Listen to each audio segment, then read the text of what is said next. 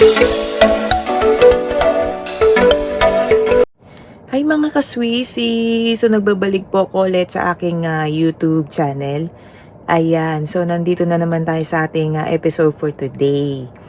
Ayan, so bago ang lahat mga kaswisi, kung bago lang kayo sa aking YouTube channel, so please hit like and subscribe and click the notification bell para maging updated po tayo sa aking mga videos for today. Ayan. So pakiwari ko ay medyo na late ako ng update.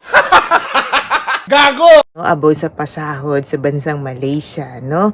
Kung saan nanggaling na ako doon, nakapagtrabaho na ako doon, at magbibigay lang ako ng tips and ideas dito based yun sa experience ko. Ayan.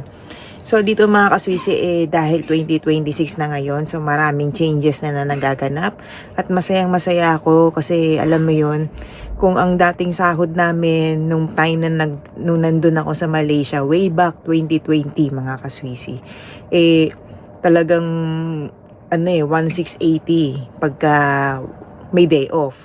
Pero kung wala kang day off is 1940 Malaysian ringgit ang usapan dito. Kaya ngayon na dahil 2026 na, no, so masayang masaya ako kasi talagang nag-evolve, no, nag-increase na sila ng sahod, at saka pumapantay na, no, dito sa bansang Hong Kong. Yan, kung saan ay nandito ako ngayon. So alam mo yun, dahil nga sa latest na balita ito, parang latest ba o ano pa man, kinonfirm ko muna sa ating kaibigan na agent doon sa bansang Malaysia, no? Kasi siya yung lagi kong tinatanungan about dito. So kinonfirm nga niya, which is totoo naman, no? So makikita niyo sa screen, no, yung aming usapan. At syempre, alam mo yun, masayang masaya talaga ako actually. So pakiwari ko, ako ay na-late na, no?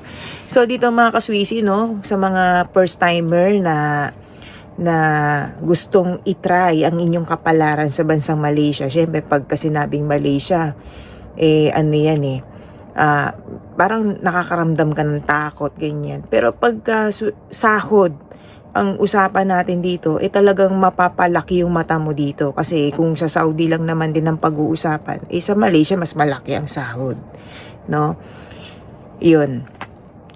So, kung tatanungin mo kung ano yung mga benefits, so, tignan nyo na lang sa mga previous na videos ko about dyan, about Malaysia. So, panoorin nyo na lang. Yan. So, ilalagay ko na lang yung link sa baba, mga kaswisi. So, para naman, maintindihan ninyo, no? So, ang usapan natin ngayon, ang pag-uusapan talaga natin ngayon, yung update, no, ng pasahod sa bansang Malaysia. Yan. So, syempre, so nakikita nyo na is 500 USD, no? Talagang, malakihan na to, no?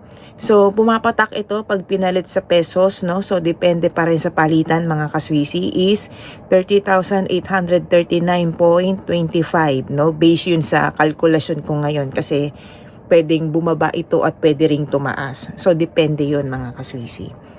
So, pag sinabing standard salary, no? Or yung may day off, no? Kung may day off ka, mga kaswisi, so pagka USD ang usapan, tapos pinalit sa Malaysian ringgit, no? So ang magiging sahod mo rito is 2,098.75, no? So tumataginting na 31,608.10, no? Pag pinalit na yan sa pesos, no? So pag sinabing wala kang day off, so ang magiging sahod mo in USD, no, is 577.49, no? Kung sa Malaysian ringgit naman pag pinalit is 2,424, no? Malaysian ringgit. So kapag pinalit ito sa Philippine peso, mga kaswisi, is 36,506.51, no?